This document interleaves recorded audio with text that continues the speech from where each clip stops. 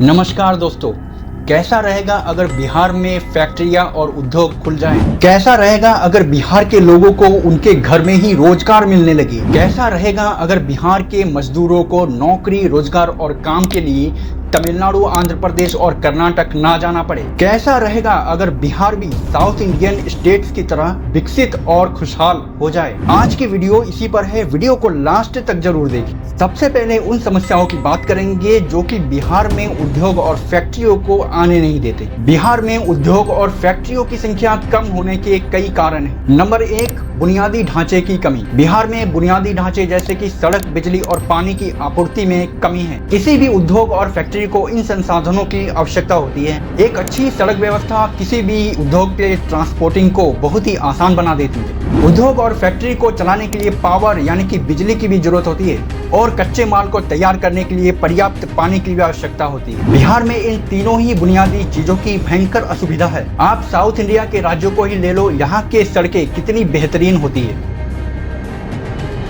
साथ ही साथ यहाँ की इलेक्ट्रिसिटी पावर भी कमाल की होती है। पानी की तो यहाँ पर कमी ही नहीं है क्योंकि यहाँ पर डैम और नदियां भरे पड़े हैं। ये सब चीजें यहाँ के उद्योग, कंपनी और फैक्ट्रियों को और भी विकास करने में बल प्रदान करते हैं। नंबर 2, शिक्षा और कौशल की कमी। शिक्षित और कुशल श्रमिकों का अभाव भी एक कारण है। किसी भी उद्योग और फैक्ट्री को कुशल कारीगरों की आवश्यकता होती है और उनकी अनुपलब्धता किसी भी उद्योग और फैक्ट्री की स्थापना में बाधा उत्पन्न कर सकती है। लेकिन यहाँ मैं शिक्षा और कौशल की कमी को कारण नहीं बताऊंगा क्योंकि हजारों की संख्या में यहाँ बिहार से मजदूर और कारीगर साउथ इंडियन स्टेट्स में काम और रोजगार के लिए जाते हैं। इन राज्यों में तमिलनाडु, आंध्र प्रदेश और कर्नाटक मुख्य हैं और ऐसा इसलिए होता है क्योंकि उन लोगों के पास हुनर है। और अगर बात शिक्षा की आती है तो ये बात किसी से भी छुपी नहीं है कि देश भर में सबसे ज्यादा IPS और IAS बिहार से ही निकलते हैं। तो बिहार में शिक्षा और कौशल की बिल्कुल भी कमी नहीं है। अगर बुनियादी ढांचे की समस्या यानी कि सड़क, बिजली और पानी की समस्याएं अगर खत्म हो जाए तो कोई भी उद्योग और फैक्ट्री बिहार आने के लिए तैयार हो जाएगी। नंबर 3, राजनीतिक अस्थिरता।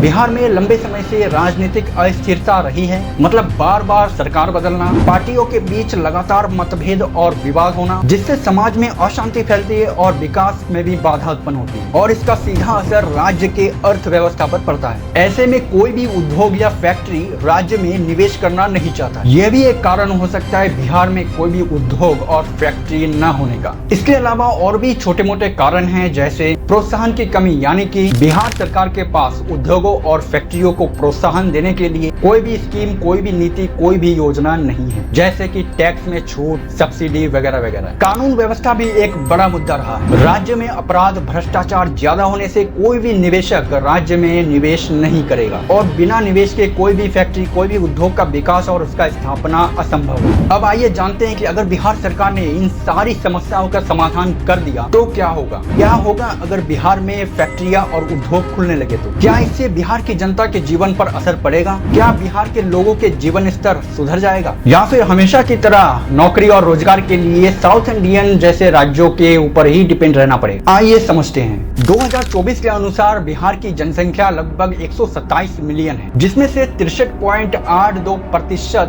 पढ़े लिखे यानी कि शिक्षित लोग हैं। इनमें स्टूडेंट्स भी शामिल हैं जो कि सरकारी नौकरी के लिए तैयारी करते हैं। लगभग 43 मिलियन लोग मजदूर हैं जो खेती बाड़ी करके, टुक टाक मजदूरी करके और दूसरे राज्यों में जाकर मजदूरी और काम करके अपना पेट पालते हैं। इन दिनों बिहार की हालात ऐसी है जिससे कुल जनसंख्या के लगभग 70% लोग बेरोजगार हैं। कारण एक ही है, कोई भी गैर सरकारी और सरकारी वैकेंसियों का ना निकलना। ऐसे में बिहार के जो भी शिक्षित लोग हैं वो या तो साउथ के राज्यों में नौकरी करने के लिए चले जाते हैं या फिर घर पे बैठकर पूरी जिंदगी बिताते हैं। अगर बिहार में उद्योग और फैक्ट्री खुल जाए तो पूरे बिहार में क्रांति आ जाएगी, खासकर उन मजदूरों के लिए जो दूसरे पड़ोसी राज्यों में रोजगार ढूंढने जाते हैं। एक उद्योग और फैक्ट्री में काम करने के लिए अनगिनत पोस्ट होते हैं, जैसे CEO, manager, production manager, supervisor, worker, quality controller, electrician, maintenance engineer, civil engineer, mechanical engineer, electrician engineer, sales manager, marketing manager,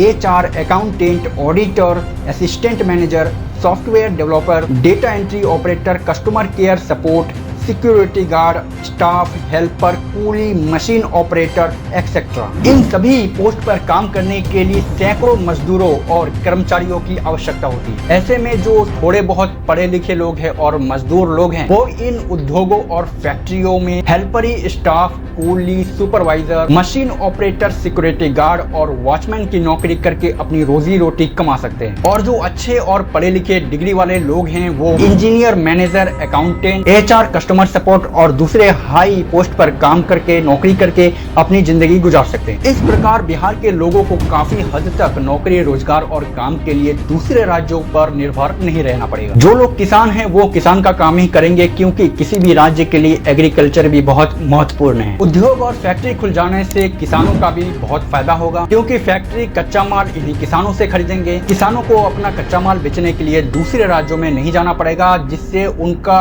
काफी हद तक पैसा ट्रांसपोर्टिंग का बच जाएगा। उद्योग एवं फैक्ट्री खुल जाने से बिहार सरकार को भी काफी लाभ होगा। इससे रोजगार के अवसर तो बढ़ेंगे ही, साथ ही साथ राज्य को आर्थिक लाभ भी पहुंचेगा। स्थानीय व्यवसाय को बढ़ावा मिलेगा और साथ साथ औद्योगिक विकास होने से राज्य में विदेशी निवेशक भी आकर्षित होंगे, जिससे विदेशी मुद्रा आने से राज्य की आर्थिक स्थिति में सुधार होगा और राज्य विकसित और मजबूत बनेगा। सामाजिक विकास होगा। उद्योग एवं फैक्ट्री में शिक्षित और हुनरमंद लोगों की आवश्यकता होती है। परिणाम स्वरूप राज्य के शिक्षा व्यवस्था में भी सुधार होगा। रोजगार मिलते ही लोगों की आय बढ़ेगी, जिनसे उनके जीवन स्तर में सुधार होगा। लेकिन इसके लिए बिहार सरकार को उन सभी बुनियादी समस्याओं का समाधान करना पड़ेगा जो किसी भी उद्योग और फैक्ट्री को बिहार में आने नहीं देते, जैसे सड़क, बिजली और पानी की समस्या। फिलहाल इन तीनों समस्याओं के समाधान मात्र से ही बिहार में औद्योगिक विकास की शुरुआत हो सकती है और राज्य के लोगों के जीवन स्तर में सुधार हो सकती है। दोस्तों, वीडियो कैसा लगा अपने कमेंट में जरूर बताएं। साथ ही वीडियो को लाइक करके इतना ज्यादा शेयर कीजिए कि जन जन तक यह वीडियो पहुंचे और बिहार सरकार इन मुद्दों पर विचार करे। धन्यवाद।